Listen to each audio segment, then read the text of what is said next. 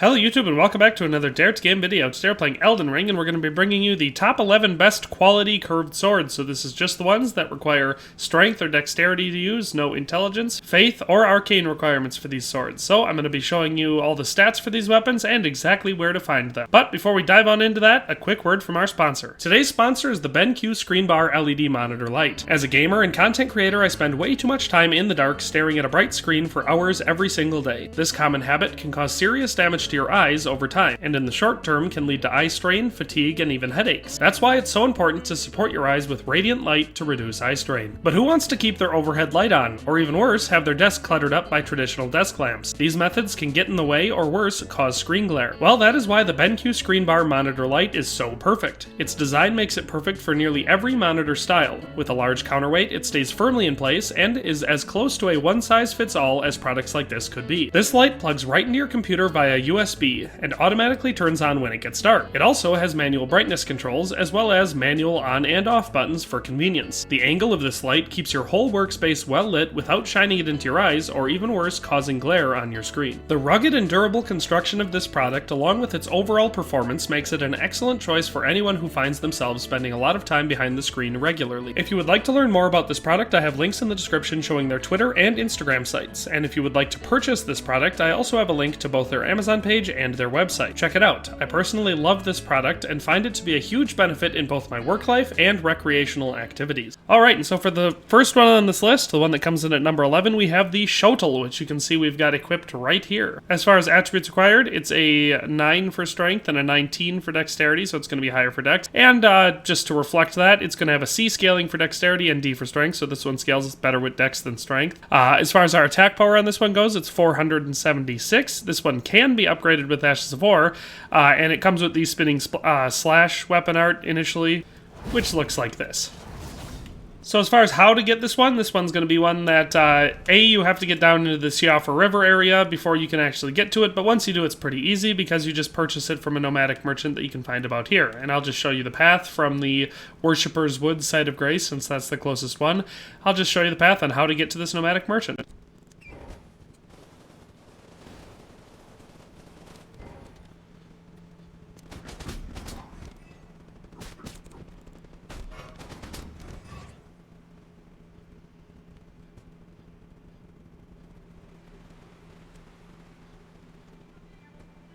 And so you can see the merchant sitting right here. Like I said, we're right here on the map. And you can purchase it from him for 2,500 runes. So that's how you get the Shotel. Pretty solid sword. I definitely enjoy it, even though it doesn't rank very high on this list. It still is pretty fun to use because it's a curved sword, and as a weapon class as a whole, they're pretty fun to use.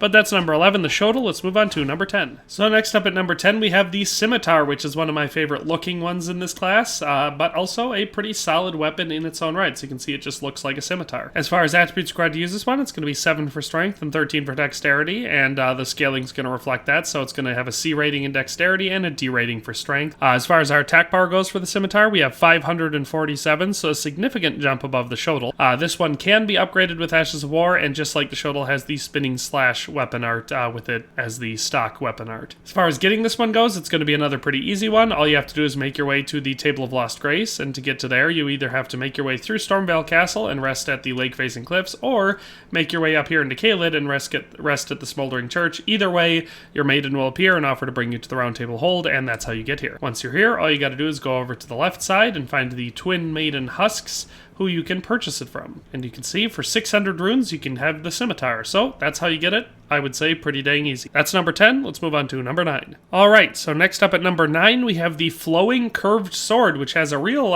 interesting look to it. Definitely a little less standard, I would say. As far as attributes required to use this one, it's going to be 9 for strength and 17 for dexterity. And once again, we're going to have a C rating for dexterity scaling and D for strength scaling. Our attack power on this one is 555. It has the spinning slash weapon art and can be upgraded using Ashes of War. As far as how to find this one, it's actually a late game location, so you have to have made your way up to the consecrated snowfield, and basically you just do that by using the secret medallion at the Grand Lift of Roll. But once you get up to the consecrated snowfield, you're going to want to make your way right here to the inner consecrated snowfield. And once you're at this site of grace, all you have to do is look southwest and you will see a troll cart being pulled by 2 trolls and guarded by a bunch of different NPCs. Also, if you go at night, it'll be guarded by 2 knights cavalry, so, you know, just keep that in mind if you want to get this weapon. But all you got to do is get here, and take out the bad guys so you can get to the back of the cart.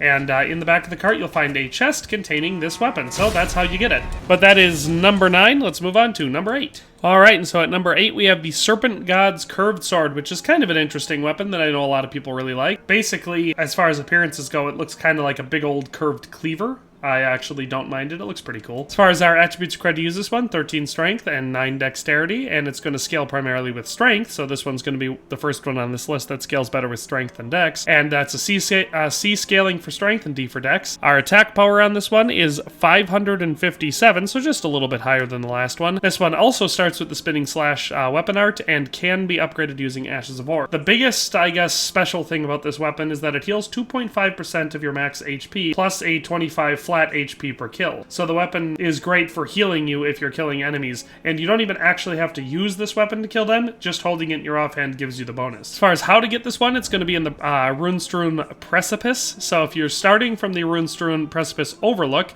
just follow the path that I'm going to show you right here.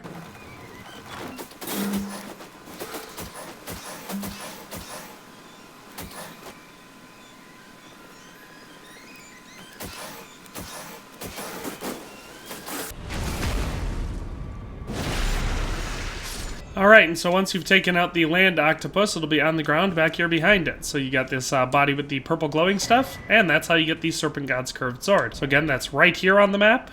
You can get to it, obviously, from any point on the Rune-strewn Precipice, but for me, it's just easiest to go from here because I have this Site of Grace unlocked. So if you want to get this one and get that sweet health boost from it, that is how and where you do it. So that's number 8. Let's move on to number 7. Alright, so up at number 7, we have the Shamshir, which is a pretty unique looking one. It's kind of just a little bit curvy. It actually reminds me a lot of the Bloodhound's curved sword, which is a great curved sword. So this one I think looks pretty cool. As far as attributes required to use this one, 7 strength and 13 dexterity. So once again, we're going to be back to scaling better with dex. C rating for dexterity scaling and D for strength. As far as our attack power goes, it's 571 for this one, so just a little bit higher than the last one.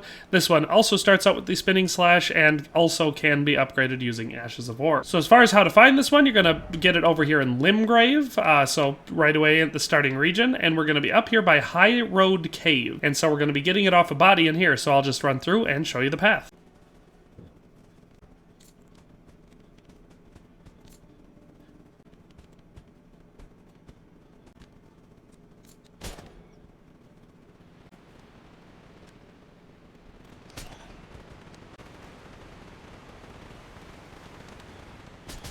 And so right here on this body, you'll find the Shamshir. So again, I mean, I guess on the map we're right here, but really you just gotta keep following the cave all the way down to the bottom. Once you find the waterfall section, you just get down to the main platform here, and it'll be on this body right here. So that is number 7, the Shamshir. Let's move on to number 6. Alright, and so at number 6 we have the Falchion, which is quite possibly my favorite looking out of all the curved swords in the game. As far as our attributes required on this one, it's 9 for strength, 13 for dexterity, so again we're going to have a C rating for dex and C rating for strength, so this one actually scales equally well with both, and so that's another reason why it's possibly my favorite, or at least one of my favorite curved swords in the game. As far as our attack power on this one goes, it's 584, so a decent chunk above the last. This one also starts off with spinning slash and can be upgraded using Ashes of War. And so as far as how to get this one, it is actually a random drop from any demi-human enemies that wield it. And so basically any time where you can find demi-humans that are using this, they have a possibility of dropping it. My favorite spot for it is over here in Limgrave, so right near the beginning of the game. Right on this ruin here, where you can find Kenneth Height up there, the annoying guy who never stops talking. Right underneath there, you'll find a bunch of demi-humans, and some of them are wielding the Falchion. I got a string. Falchion, look at that. There we go. So, that's all you gotta do. You just find yourself some demi-humans that have it and kill them until one of them drops it. There are, like I said, you can see there's a whole bunch of them here that wield it, so there's a pretty dang good chance that if you come here and keep wiping them out, eventually you're gonna get one. Yeah, that is number 6, the Falchion. Let's move on to number 5. Alrighty, so at number 5 we have the Mantis blade, which is this interesting looking weapon here. I assume it's supposed to look somewhat insect-like, given the fact that it's named after a mantis. As far as attributes required to use it, 12 for dex, 10 for strength, and it's going to have a C scaling for dex and D for strength. The attack power on this one is going to be 585, so just 1 point above the Falchion. This one also starts off with spinning slash and can be upgraded using Ashes of War. The fun thing about this one is if you heavy attack, unfolds it like a switchblade, see? and so it vastly increases the reach of this weapon. So I guess that's pretty cool. It doesn't really make it that much better, but it's cool. So yeah, as far as how to get this one, it's going to be up here in the Altus Plateau area, so mid to late game, and you're going to want to make your way to the Gelmir Hero's Grave, and then you just have to make your way to the end of it and kill the Cemetery Shade. So I'll just quick zip through and show you the path for that.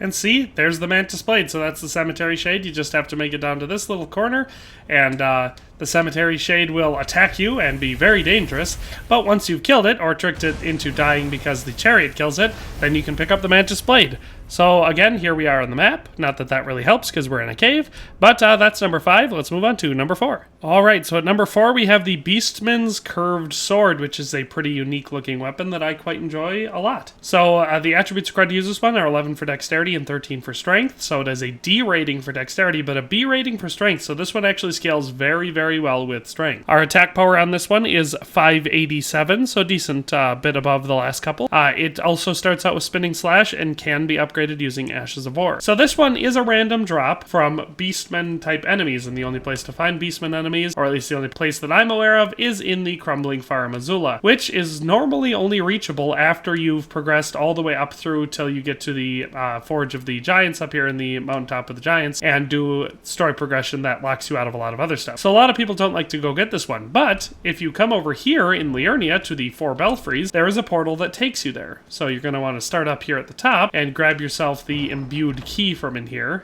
because you need it. So you have your imbued sword key, and then you just go down to this portal. So we're at this one right here, which is right here on the map. So if you're up at the top, it's not the first one, but then this next one down here. And if you read the little message on the side, it'll say Crumbling Lands. So you just take that imbued sword key, pop it into this dragon thing's head, and then interact with the portal, and it'll take you over to the Crumbling Fire Missoula. And we're in the Crumbling Fire Missoula. So this does not give you total access to the area, but it does allow you to kill a couple of these beastmen. So you just gotta navigate your way down the ruins without dying, which is really easy to do in this section. Hop onto this little thing, and then you can hop down here, where you'll find 2 of these enemies. Now, they're dangerous because this is a endgame location, so try not to die, but yeah, you just kill them until one of them will drop it, because eventually they should. So that is how you get this one. That's all for number 4. Let's move on to number 3. Alright, and so at number 3 we have probably my favorite, because the Scimitar and the Falchion come close, but the Grossmesser is just such a cool looking weapon. I absolutely love the way this weapon looks.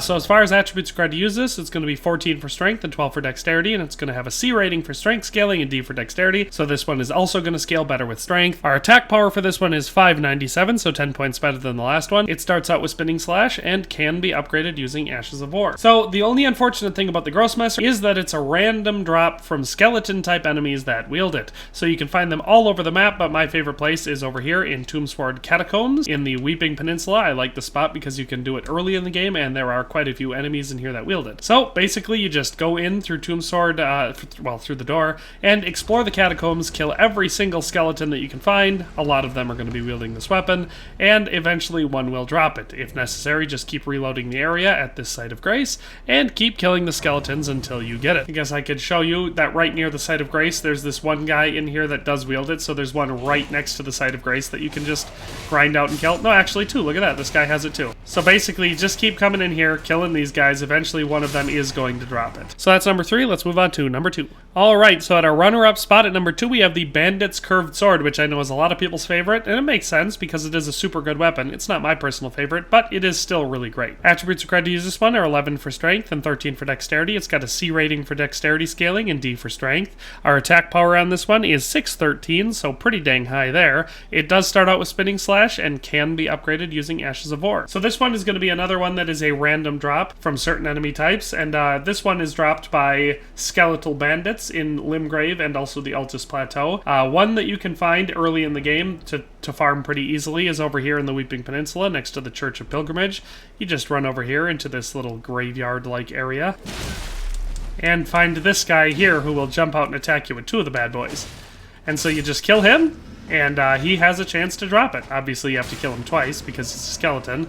But just keep doing that over and over again, and there's a decent chance that he will drop it. Alright, and so at number 1, we of course have the legendary Scavenger's Curved Sword, this terribly jagged looking piece of crap. But it performs just surprisingly well. So this one has, for attributes required, 9 strength and 14 dexterity. C scaling for both of those, so this one does actually scale equally well with dexterity and strength. As far as our attack power on this one goes, it is 569, which is lower than the last couple ones we had on this list, but it makes up for that by having a blood loss build-up effect, so it causes 45 points of that. It also starts out with Spinning Slash and can be upgraded with Ashes of War. The thing that makes this one so great is that with that blood loss build-up, you can add on multiple different effects like frostbite and or poisoning or anything like that, and just really increase the damage potential of this weapon. Plus, the Scavenger's Curved Sword is one of the best weapons in the game, especially for applying poison. Bleed it's also pretty great at, so you can do some pretty deadly builds using the Scavenger's Curved Sword, and I just really love the extremely high DPS that you can use, that you can put out with this weapon. Other than that, not a whole lot to say about it. It's a fantastic weapon for dual wielding. I've used it for quite a few builds. So yeah, number 1 spot for the quality curved swords. As far as how to get this one, it's going to be over here in Mount Gelmir. You can find it on a corpse right aboots here. So if you start from the first Mount Gelmir campsite and go up past the siege tower and across the stone pillar, there'll be a grafted scion boss over here, and there will be this ladder up against the cliff. So you can see there's the stone pillar that we crossed. And next to this ladder, you'll find a body right here on the ground. This body should have the sword on it. So all you have to do is pick it up from this corpse. And so again, we're right here on the map. I can't really show you it any more precise than that, but that is how you get this weapon, and that is the number 1 spot. So that's all 11 of the quality curved swords. I hope you enjoyed this video. Hope you found it useful if you were looking for this type of stuff. But that's all for today, so we'll see you next time. Thanks for watching another Dare to Game video. If you liked this video, please leave a like and a comment. If you haven't already, be sure to subscribe to the channel. If you like my content and would like to support this channel, consider becoming a member today for as little as $1.99 a month. It makes a huge difference. But in any case, thanks for watching and have a nice day. I'll see you next time.